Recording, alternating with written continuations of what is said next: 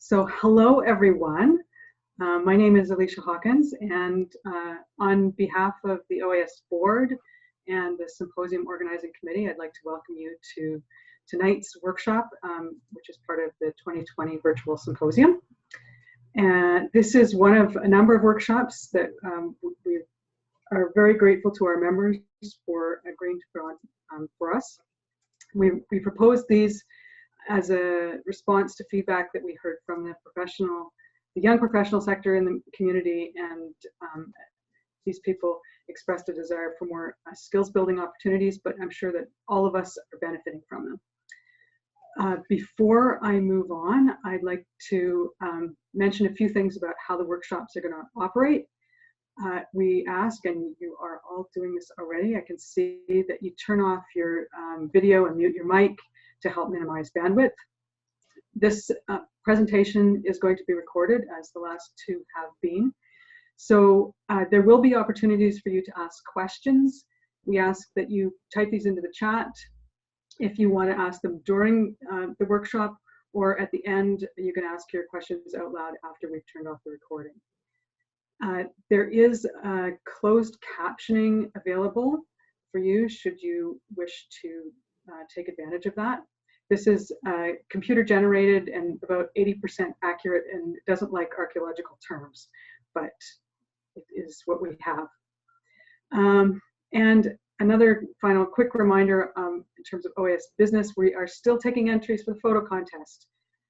Perhaps after tonight's session, you'll have some great ideas of photos that you could present to us. So without further ado, I would like to introduce tonight's workshop presenters, Wai Hadlari and Heather Kerr, both of the Ministry of Heritage, Sport, Tourism and Culture Industries. That remains a mouthful for me. So Wai currently holds a research license, and she worked at archaeological consulting companies prior to joining the Ministry of Heritage, Sport, Tourism and Culture Industries Archaeological Program Unit in 2007 as the Librarian and Archaeological Administrative Coordinator. She became an Archaeological Review Officer in 2011. Prior to joining the ministry, Wai was part of an archaeological research team studying a Thule site in the Kitikmeot region in Nunavut. She also worked at the Kitikmeot Heritage Society for a summer position before continuing her fieldwork in Ontario. Heather grew up on a small cattle ranch in Alberta and spent much of her formative years participating in 4-H. She earned her BA honors degree in archaeology at the University of Saskatchewan and her master's in classical archaeology at the University of Alberta. Heather has worked for the archaeology program unit for over 3 years and has held the licensing coordinator and review coordinator positions. Her current role is archaeology review officer. Ask Heather about cows, cats, and cross stitch. So thank you, and I'm going to now turn over the mic to Wai. Thank you, everyone. Thank you, Alicia. So as we gather from across Ontario for this workshop this evening, let us begin this event by acknowledging that we are meeting on this land that has been inhabited by Indigenous people for millennia. Ontario is now home to many diverse First Nation, Inuit, and Métis people who have shaped and strengthened our province, and we're grateful for the opportunity to gather here today. Thank you, everyone, for joining us, Heather and I, this evening, and thank you, OAS, for inviting the ministry to speak about field photography. Field photography requirement under the standards and guidelines for consultant archaeologists. Okay, so we will go over to the overview slide. This is just kind of an overview of what we will include in our workshop today. So it will be broken down into different sections. The first sections will be more of an introduction. We will speak about general information about field photography requirements under the standards and guidelines. We will also be talking about some of the common areas that the ministry often see in the photography section of an archaeological assessment report. Then we'll move on to section 2, which we will cover in-field photography. So this we will be discussing on what you should really be documenting while you're in the field and what you should focus on in the field. And section 3 is post-field production, which relates to the work you will be doing after you take all those photos back for processing, and how to crop out or play with the contrast to select the best photos that represent your field work to include in the report.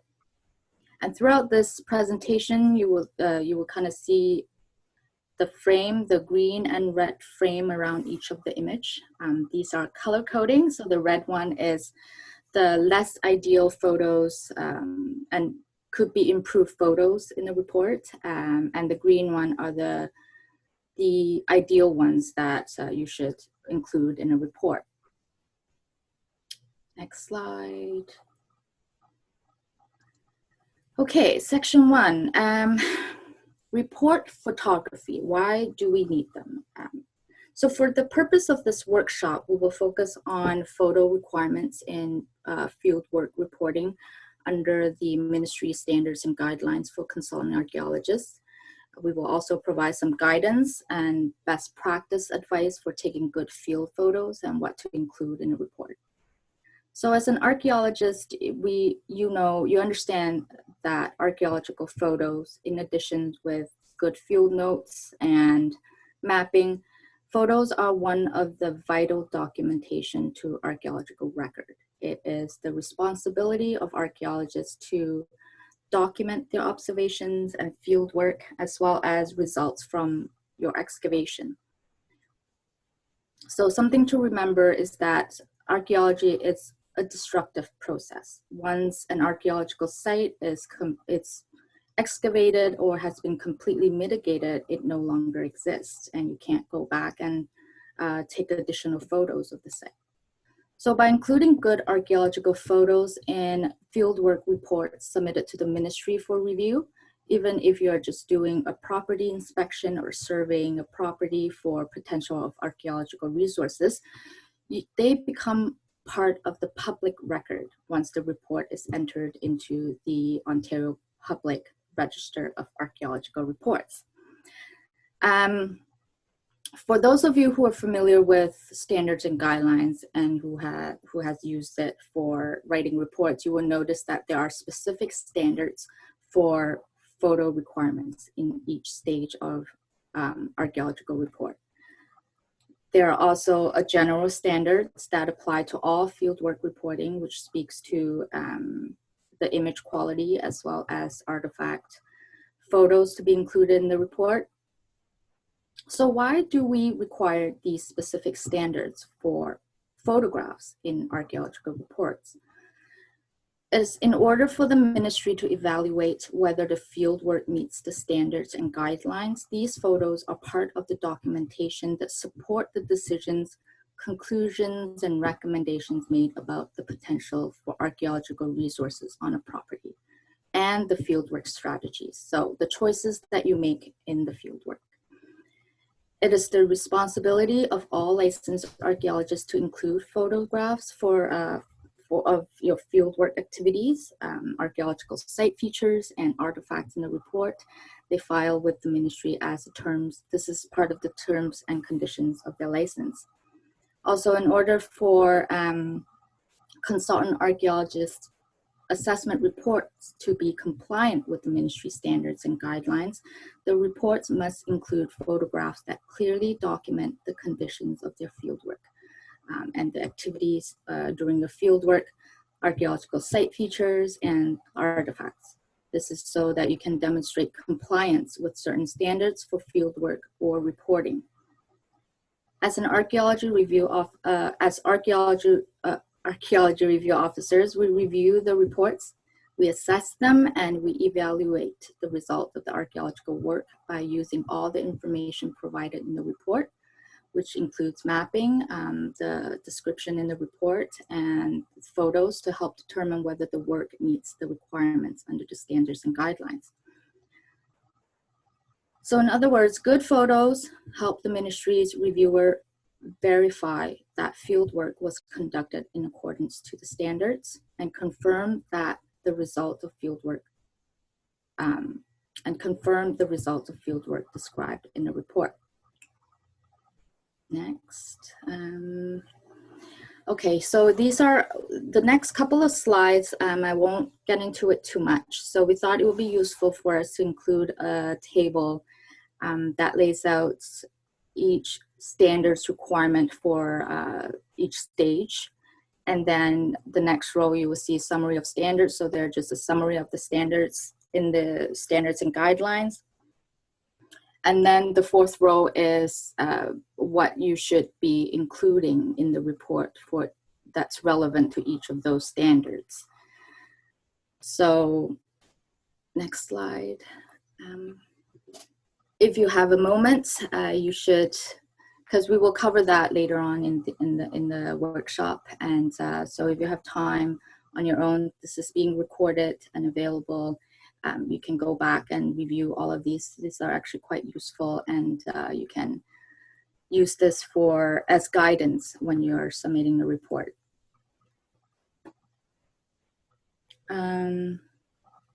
What should be documented? So what photos should you be including in the report, and what is the ministry looking for?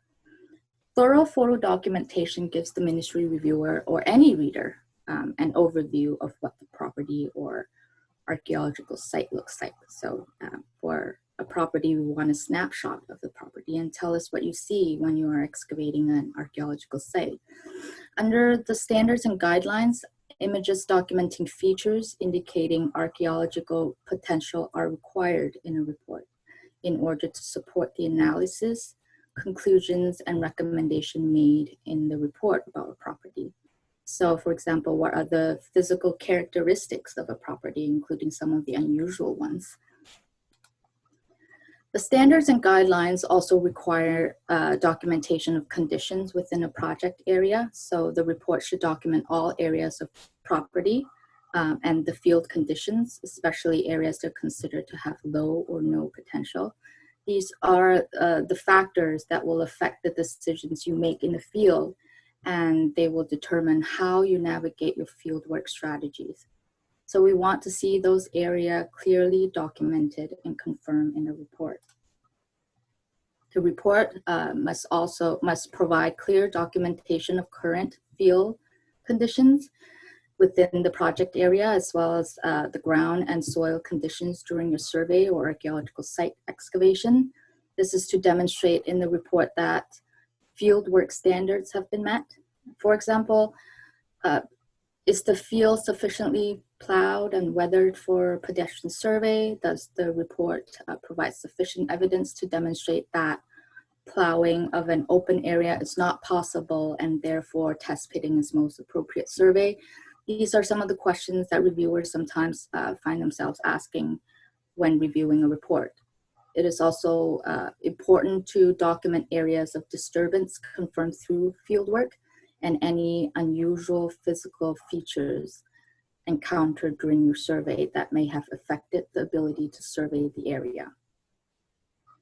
If you go back to a property on multiple days to do your survey or excavation, ensure that you document the field or archaeological site conditions for each of those days, because field conditions change. It could change overnight after a huge rainfall, for example, and it can impact the property and survey conditions. If you do monitoring work, again, document the field work activities and the results of the monitoring activities. These are all standards requirements in the fieldwork reporting section. Archaeological site features. They should be well documented as they are important for readers to understand the site type. The standards and guidelines requires all stratigraphy and cultural features to be documented. And remember, once an archaeological site is excavated, you may not have another opportunity to document what you missed. So under the standards and guidelines, there are specific number of minimum requirements for photographs for each stage of archaeological reports. For example, there's one that requires a minimum of 2 images for each instance of control surface pickup or test excavation. And there's another standard in stage 3 that requires minimum of 2 images of field conditions from different directions. We would like to stress that these are minimum requirements, especially if you're working on a larger property or site, archaeological site, and it's a complex site. You may need to include more photo documentation to document the features. And as reviewers, we may request for more photo documentations if there are lack of photographs to confirm that fieldwork standards have not been met for specific site type. That's why it is best practice to take more photos than less photos during your field work in case the ministry needs more documentation to complete its review of a report. Sample of artifacts. Now the standards and guidelines only requires you to provide photos of samples of all categories of diagnostic artifacts or formal tools. And we usually get a sample of artifacts when it's already in the lab and clean and processed. Those are great. But in addition to photographing these representative sample of all of artifacts, it is also best practice to document any unusual artifacts you may find in the field in situ, as photos allow the reader to see the conditions where these artifacts came from, or the state of the artifacts when they were discovered. Next slide. As I mentioned before, that we will kind of talk about the common problem areas ministry often see in archaeology reports in terms of the photography section of it. Now the reports will be filed, again, the reports will be filed with the ministry for review, and once entered into the Ontario Public Register of Archaeological Reports, they will be available to the public. So the ministry reviewer or other readers have not likely been to the property or the archaeological site. We aren't in the field. We have not seen what the licensed archaeologists or the field director seen. So we ask for photos because they are one of the most important references we have as reviewers for the assessment. And the report will become part of the archaeological record of Ontario. Okay, so here are some of the common problem areas. Lack of photo documentation of areas of potential and confirming areas of no or low potential. This is quite common that when reviewers go back and request for additional documentation. Lack of full coverage of the property and or assess area to demonstrate the choices you make in the field and confirm that fieldwork standards have been met. Lack of site documentation or features and excavation findings. So for example, excavation unit profiles. This is so that we can support what is described in the body of the report and confirm the decisions you make regarding fieldwork strategies. Bad angles of field documentation. This is field conditions, sorry. This is actually quite common as well, and often for fields that are being surveyed. So if photos are taken at certain angles, it can be very difficult for reviewers to discern whether a field has been properly prepared and weathered, or whether there is the field has adequate visibility to allow effective pedestrian survey. If the photos cannot demonstrate adequate fieldwork conditions, then it is difficult for the ministry to determine whether fieldwork has been conducted in a manner required under the standards and guidelines. Last but not least, low resolution or poor lighting. So, the standards and guidelines requires that photographs must be no loss of focus or clarity for critical information, especially in a digital world where the reports are all being submitted through Passportal, and it's easily accessible digitally.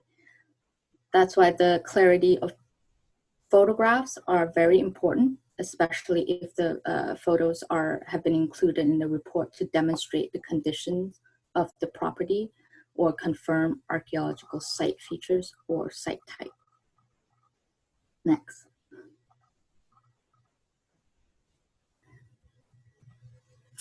General camera suggestions. This is kind of a fun slide, perhaps.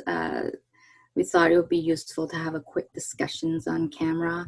Definitely not a requirement under the standards and guidelines about which camera you use.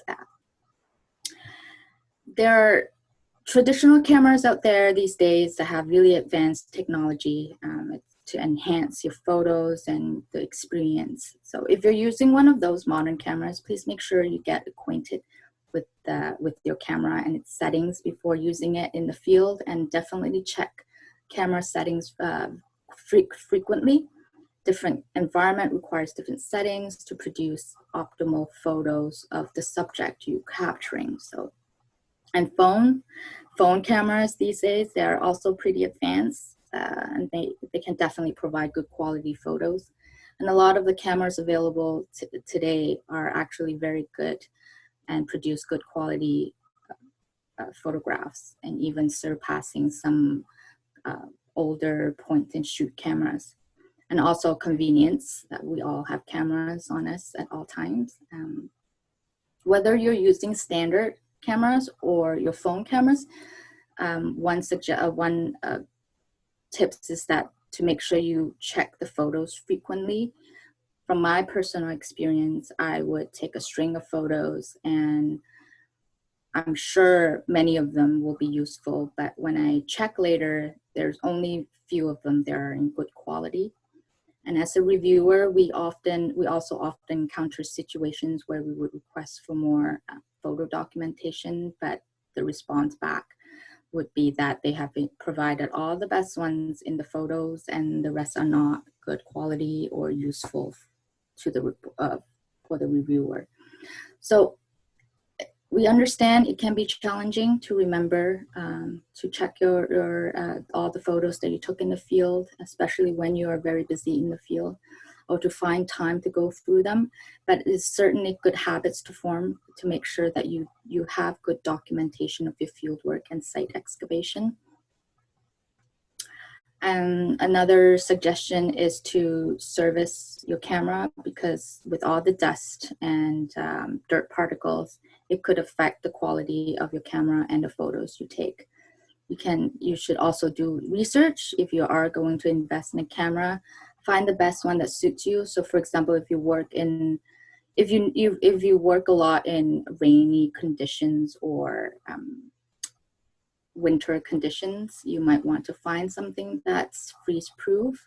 The battery lasts longer. You don't have to worry about running out of battery or the camera freezes.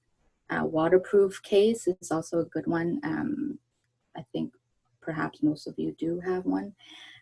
It's to allow you to take pictures even during rainy days in the field or a drizzle, and you don't have to worry about having to replace your camera because it will get wet. So that's it from me right now, and I'm going to pass it on to Heather to speak about in-field photography.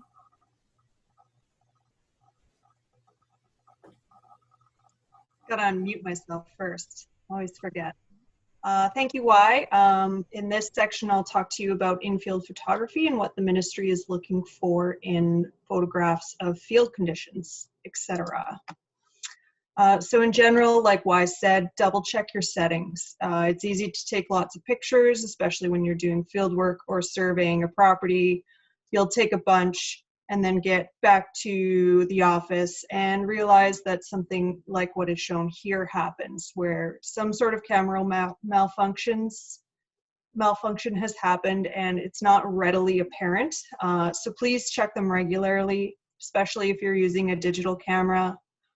This ensures that all the photographs have turned out properly and clearly.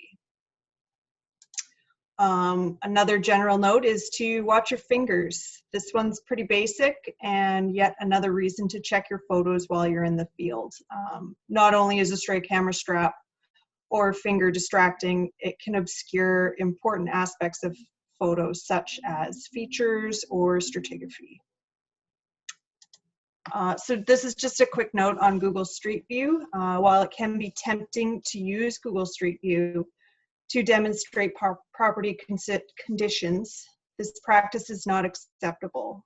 Google Street View can give you a snapshot of the property, but when a property inspection is needed, it must be conducted in person in order to accurately document the current conditions.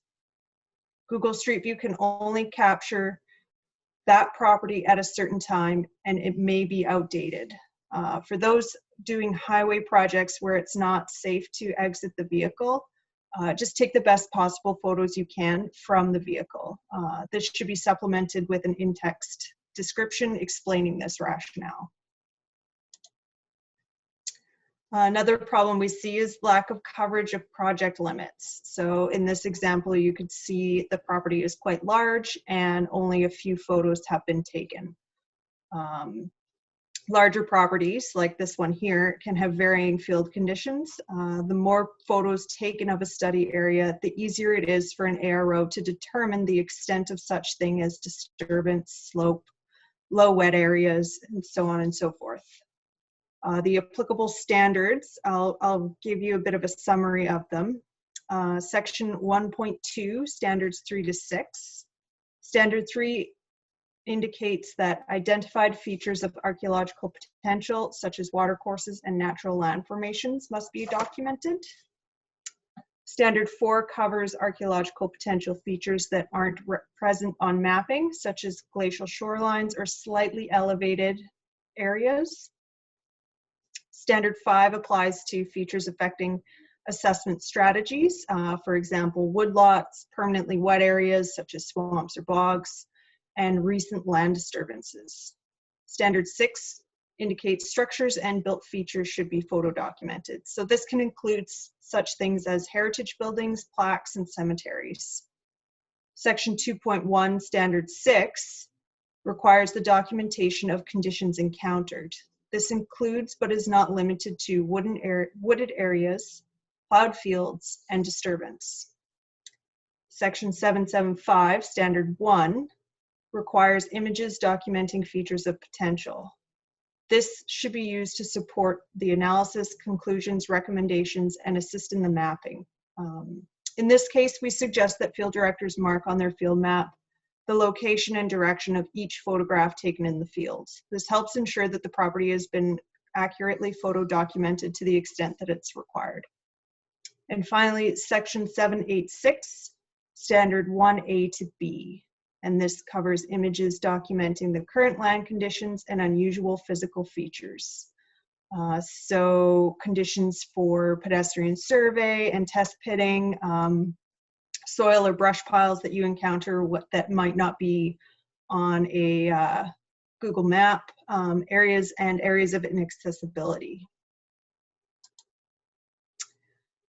So there's no such thing as too many photos. Just use, this is again the same property, and I put arrows on here as to where I would photo document if I was in the field. So I use property lines, fences, landmarks, and topography changes as guides. If there's any structures on the property, photograph them. Each building should be photographed from more than one angle as well. The dating of buildings can be informative to evaluating disturbance and to assessing any sites found in association with this property. And occasionally it may suggest archaeological potential. This is especially important if you're working in an urban environment with deeply buried potential. Photographs of standing structures in urban contexts should include any evidence of below-grade disturbance, such as basements. Structures aside, photo documentation should also cover other forms of possible disturbance, such as extensive landscaping, paving, grading, and utility disturbances.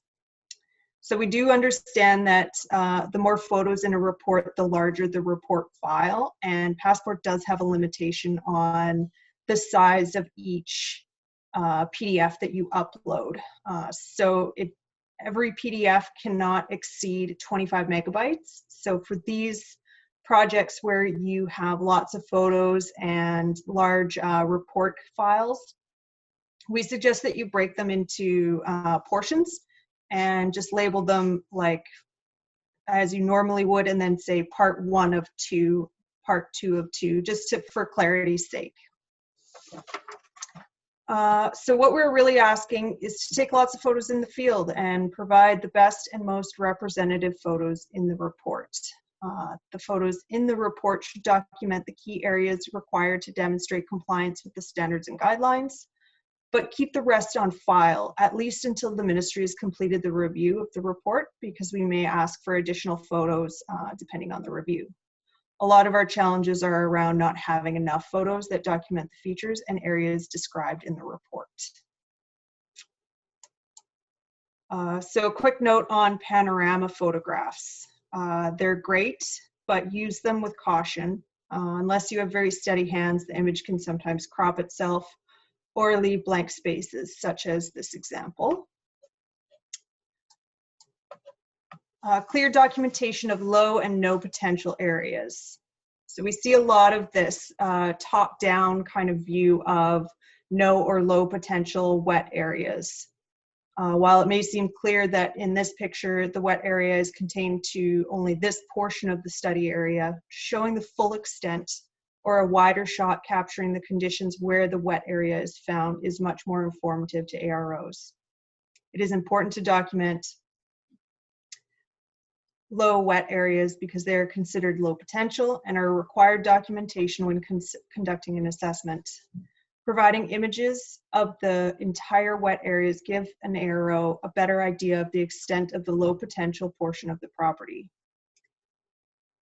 While Section 786 Standard 1B indicates unusual property features that affect the ability to survey the property must be documented, while not explicitly stating, this does not explicitly state that this extends to low or no potential as well. All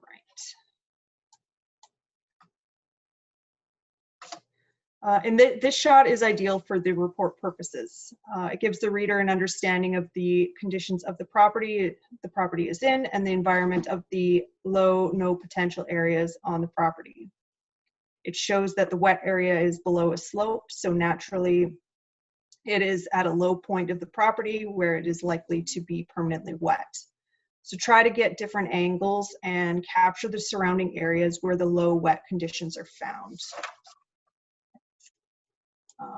Another way to document slope is to angle your photograph. Under the standards and guidelines, survey is not required where steep slopes are greater than 20 degrees, except in locations likely to contain pictographs or petroglyphs. If the slope conditions meet the standards and guidelines of low potential, it needs to be well documented in order to meet the reporting requirements. Depending on the area, slope can be hard to see in a photograph alone. When in doubt of clarity, have a crew member stand at periodic intervals along the slope to illustrate its degree. If you are on your own, a shovel and/or screen also works. And as always, the more photos, the better. Similar to the low wet areas, slope greater than 20 degrees is considered low potential. However, it still must be documented. If props are unavailable and you are in the field without a crew, try using such things as animal trails or fallen trees to demonstrate the degree of slope. This isn't an ideal methodology, but it works if you're in a bind.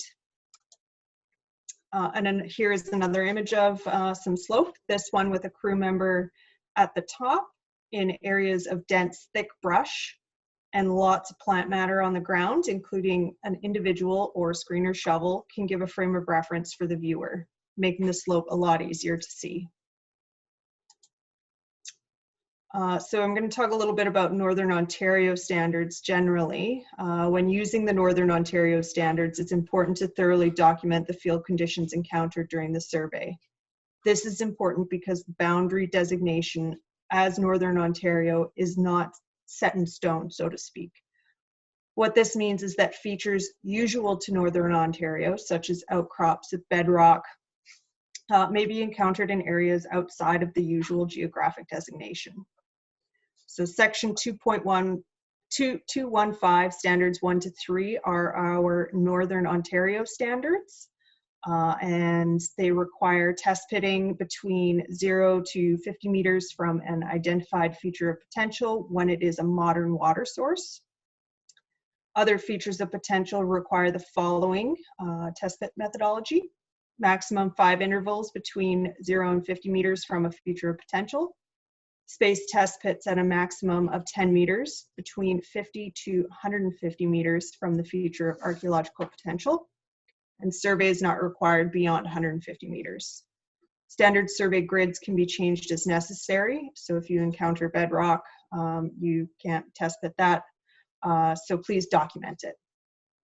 So what to document for Northern Ontario? Outcrops of Canadian shield. This can pop up anywhere in the province and sometimes in surprising spots. If you encounter shield during your survey, be sure to photo document it. This helps AROs confirm the use of the Northern Ontario standards in places where shield isn't typically found. Shallow bedrocks, such as the example seen with the trowel here. Similar to the point above, sometimes a thin layer of soil will be over top pockets of bedrock and can come as quite a surprise when you hit it with your shovel. If test pitting, just photograph the bedrock in the test pit to the best of your abilities. And if the shallow bedrock has impeded plowing for pedestrian survey, this also should be photo documented. Other things to document are features of potential, such as sand plains, clay plains, glacial beach ridges. And as always, just remember we aren't in the field with you, so when in doubt, take a photograph. Okay, so we're going to get into some of the photographs of pedestrian survey conditions. This is perhaps one of the hardest things for ministry reviewers to discern in report photographs. While the conditions may be readily apparent to those in the field, it can be harder to see from photographs alone. Section 2.211, Standard 5, indicates that at least 80% of the plow is below 80%, ensure the land is replowed and weathered before survey. In order to successfully document the 80% visibility standards, multiple photos of field conditions are optimal and from a variety of angles. This will not only show the stubble, weeds, corn stalk, or plant growth that are obscuring more than 20% of the survey visibility. Also document pockets of the field where there is more plant growth than the rest of it. This aids review by showing that while one small part of the field might be overgrown, the remainder is still at 80%. So in this example, the visibility is less than 80%, and it has been documented, but the land conditions of the overall property haven't been documented. So you only get a snapshot of what is readily in front of the individual taking the photo.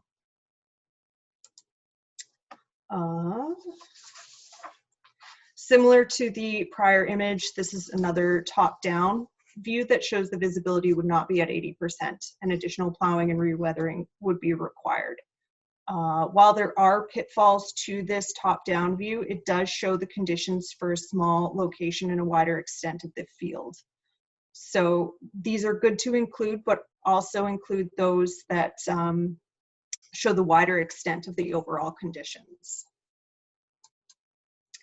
So this ground shot shows improved survey conditions that meet the 80% visibility standard. The field conditions are clear and the ministry reviewer can see that 80% visibility has been achieved. The image also shows a wider representation of the field conditions just by changing the slight angle of the camera. Here are two more examples. It is recommended that you take multiple angles of photos from several locations throughout the field, especially when there could be any doubt about ground surface visibility and conditions. We're looking for clear evidence that plowing was thorough and sufficient weathering occurred, resulting in adequate survey viewing conditions that meet the standard. The greater any possible doubt, the more photos should be provided. It's good to have a wide shot documenting the field conditions, such as in example 4, but you should also include another top-down image that just shows the general survey conditions, such as number 5. If the field has varying degrees of visibility, as I mentioned before, it is best practice to document these. So any pockets of trees, dense, deep plowing, and areas of plant growth can be photographed and included in the report. So long story short, take photos from a variety of angles, include top down as well as on the slight angle to better capture the field conditions. And when in doubt, take a picture. So test pit photos. While the standards and guidelines are not specific about including test pit photos, showing the soil profiles is extremely helpful and useful to our review. It helps confirm extensive previous disturbance of an area, and this is especially in the case where there was high archaeological potential, but the area has been subjected to deep, extensive disturbance. The additional photo documentation of test pit profiles confirms that the areas have had extensive landscaping and ground altering activities that would have removed any archaeological potential. Test pit photos, they're never pretty. However, cleaning out any loose soil to the best of your ability, removing any obscuring plant matter, and including a measuring tape for very deep test pits such as this one is ideal. So the site extent, section 796 standard 1 asks for images documenting CSP field conditions, all stratigraphy and cultural features, and unusual physical features. Section 711.5 standard 3 requests that you provide clear color photographs documenting the following. Field conditions during excavation, so a minimum of 2 images of that. Representative samples of cultural features or stratigraphy, and unusual cultural features that affect fieldwork decisions. The standards and guidelines require photo documentation of field conditions during excavation and unusual physical features that may affect fieldwork. Alternating the view can help capture the site extent better and therefore show the condition of the overall site. Consider rotating the camera vertically as seen in the picture to my left, especially when working in narrow corridor areas. Find a spot too where you can capture the full extent of field conditions during your excavation. This is especially important if you're carrying out field work at widely separate times or enough time has passed that there is changes in the field conditions. Again, find a spot that best captures the conditions of where the site is located. It comes back to documenting overall field conditions. Use the natural topography to your advantage when photographing the site area as well. If your site is at the bottom of a slope, stand at the top to get a bird's eye view of it. If there's no available height to stand on for a bird's eye view, try using that panoramic feature on your camera or photo. However, like I said, use it with caution because they can sometimes not stitch together properly and you can get a disjointed image. Top right, that would be Y in that photo as well. So in this example, we're showing how a camera's focus can affect archaeological photographs. So in this example, the camera wasn't given enough time to focus on the subject of the image, in this case, the stage 3 wall profile. It's led to a blurry photograph. So while not unreadable, in cases where the stratigraphic layers are less distinct, it can make seeing soil changes difficult for the viewer. So here we have the same wall profile, but the camera has been given time to focus. This has resulted in a much clearer photograph with the layers, soil colors, profile, and texture even visible. And here we have a side-by-side of these two, the example 1 and example 2. As indicated previously, critical information must be visible in report photographs.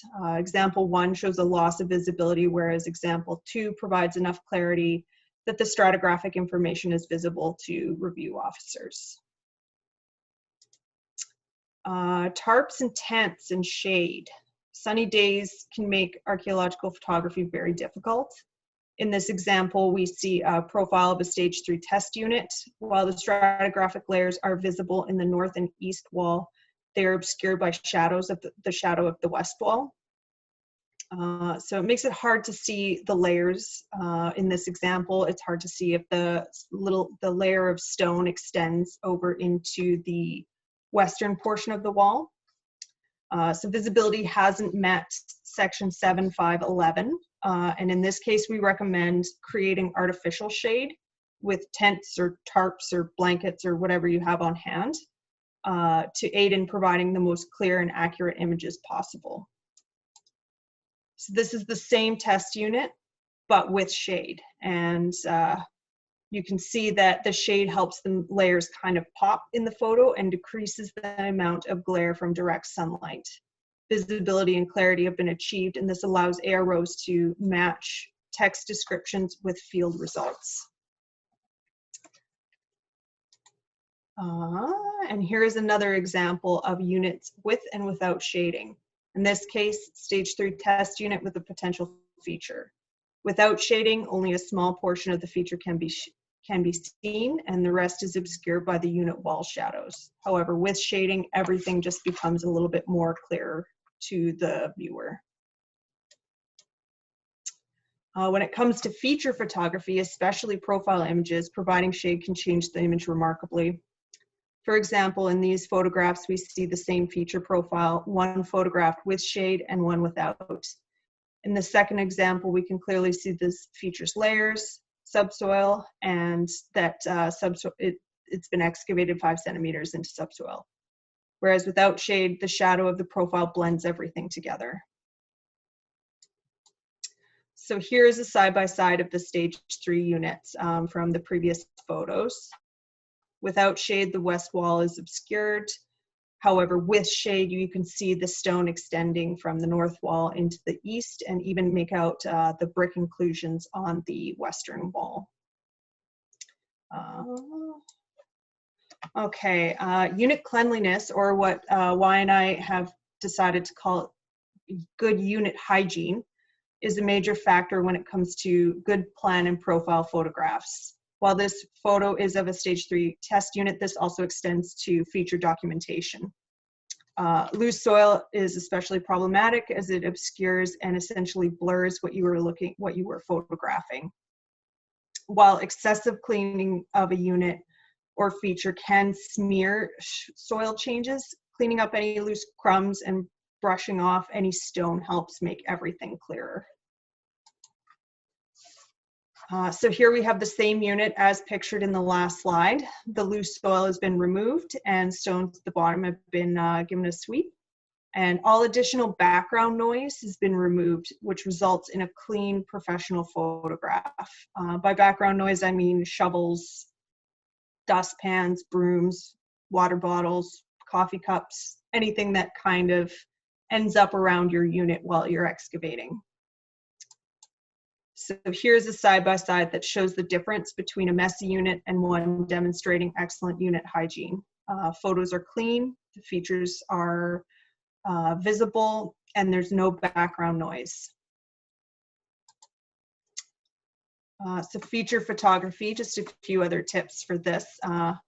Requires a pair of trained eyes to distinguish some features from subsoil, such as this one, which is an ash pit. Generally, we recommend that licensees outline the general shape of the feature. It doesn't have to be perfect, but the outline helps make the feature more visible in photographs, especially in this case where it's hard to distinguish. Similarly, profile photos of stratigraphy also benefit from outlining either digitally or with a trowel.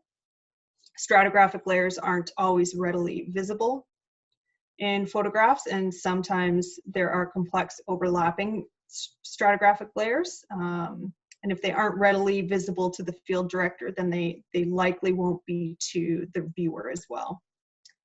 And use a photo board. Not only is this beneficial when working on sites with numerous features, it can also help minimize those situations where you go back and look at your photographs and find yourself asking, is this feature 1 or 21?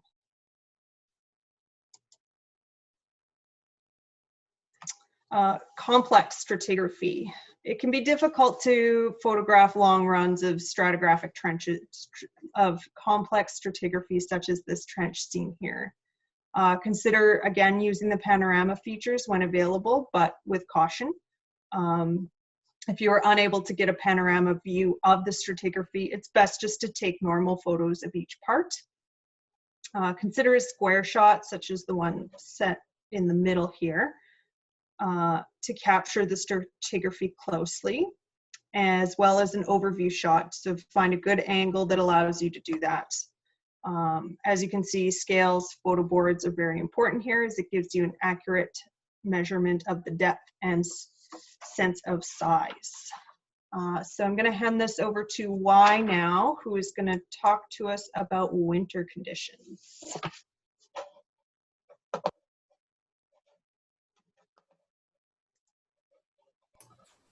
Okay, hi. Thank you, Heather. We decided to call the slide bird conditions because people don't want to be reminded that winter is coming. But we are into November and into the winter months where conditions may affect the ability to carry out field work, and it may risk the field work being non-compliant with the ministry standards and guidelines. So it will probably be end of this month maybe that we'll start asking for an attachment with the project information forms that archaeologists submit to notify the Ministry of new fieldwork projects with the stated winter fieldwork strategy to be provided. I understand that Northern Ontario probably has stopped their fieldwork since mid-October, but for us and some of us in Southern Ontario, like today and the next few days, it's very warm. You probably have another month to go before the ground is frozen. So we thought we would we'll cover this very quickly of what the ministry expectations are in terms of documenting field work in winter conditions.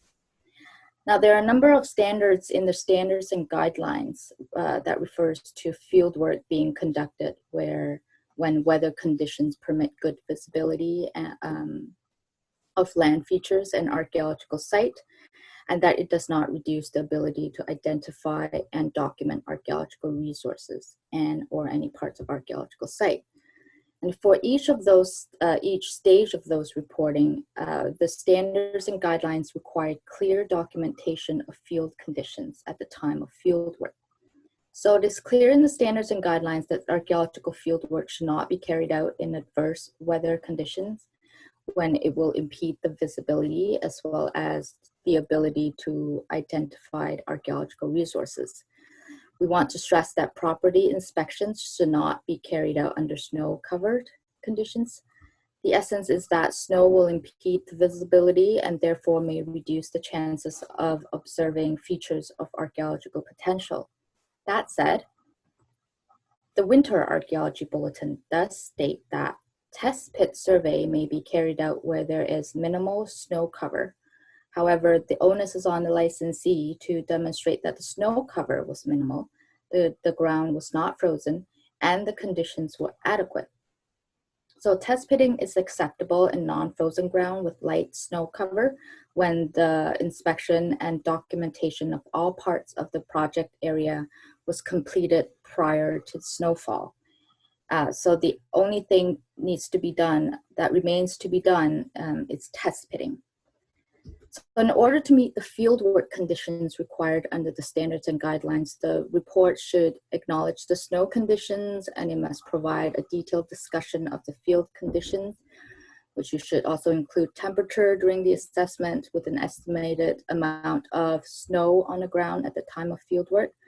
This should be supported by clear photo documentation to confirm that the ground is not frozen and the soil can be screened properly. So in these cases, the ministry will expect to see above and beyond photo documentation for fieldwork conducted during winter months.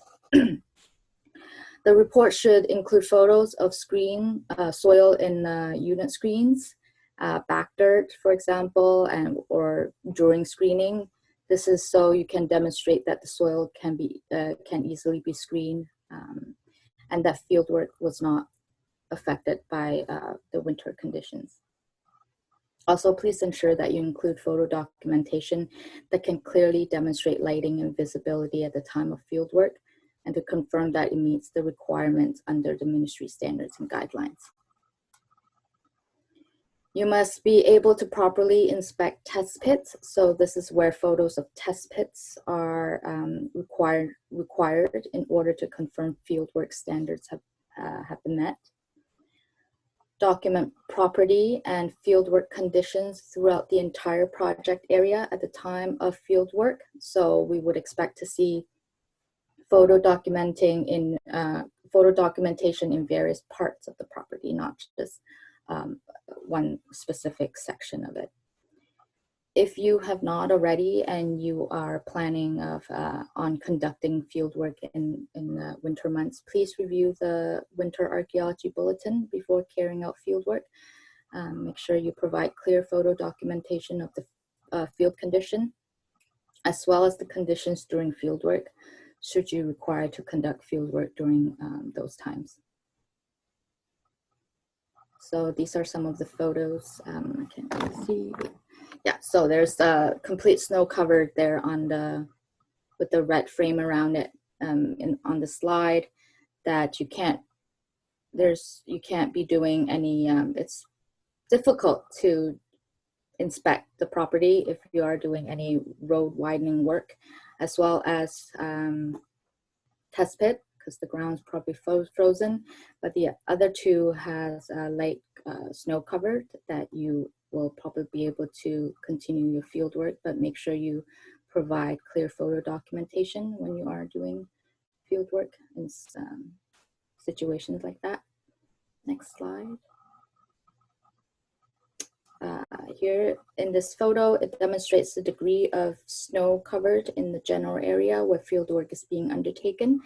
If this is the only photo you provide, the reviewer will likely request for additional photo documentation that can clearly demonstrate the soil condition during screening and excavation. While it may still be suitable for screening with light snow on the ground, and you're able to determine this when you're in the field, again, as reviewer and other readers, we cannot see that. So take multiple pictures to document soil conditions in multiple locations during your field work. Next slide. We're into the section 3. So for cases where numerous photos have been taken, consider using multiple maps for orientation arrows. Too many arrows in one map can be really hard for the reviewers to read. So if you have a large property or archaeological sites, for example, and you are going to provide additional photos to document the property conditions or archaeological site features in the report, it is best to have them have separate mapping, like the ones shown here, so that the reviewers can easily and clearly identify the location and orientation of the subject you are showing on the map.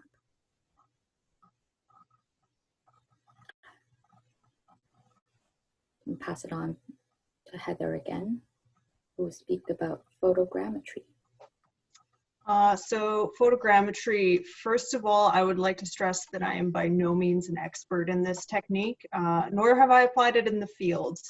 But to give you a bit of an overview, it involves taking a series of overlapping photographs of a feature, such as in this image. The overlap is traced by a target, which appears in each photo. When all the images have been taken, they're uploaded into a program, for example, MeshLab, which creates something called a point cloud based off of the GIS data. This point cloud then stitches the image together and creates a 3D model of the subject. So this is a highly specialized form of photography, which requires high-powered cameras, steady hand, and consistent conditions to prevent distortion. So in this example, you can see complex profiles have been documented using photogrammetry. This is not a requirement under the S&Gs, but it is something that we are seeing an increase in places like the UK. So it's usually used for things like artifacts, graves, complex features, buildings, and even underwater sites. So here we can see this is the dense point cloud I mentioned before. So as the image is being stitched together into a 3D model, it creates this point cloud. Given the destructive nature of archaeology, these new techniques of digital preservation are becoming more and more popular. So there is a photography artifact workshop tomorrow, so we're not going to get into it too much here. However, we want to briefly discuss here that many artifact photos we see in reports are lacking clarity, specifically with poor color matching and details. So while some camera functions can enhance the color of artifacts, we want to be careful as not to accidentally oversaturate those details. What we really want is to make sure we use the correct lighting for neutral colors, balance to accurately depict the color, as these details are important to researchers. So don't edit colors in post-production. Polarized lens filters can help reduce glare, but when possible, photograph artifacts on a plain neutral background, such as even a white piece of paper, with a ruler for scale and in an area of good lighting. Please don't use dark backgrounds if you have dark colored artifacts, such as dark bottle glass, as it's hard for us to see in the photos. And finally, we suggest also looking to one another for photography examples and tips. So when you're doing your 50-meter background research or looking at the stage 1, 2 for the stage 3 that you're doing, consider what types of images you wish would be in those reports. Are there images you see using techniques that you would like to use as well? So reach out to one another, use one another as a resource to get better acquainted with new practices and techniques.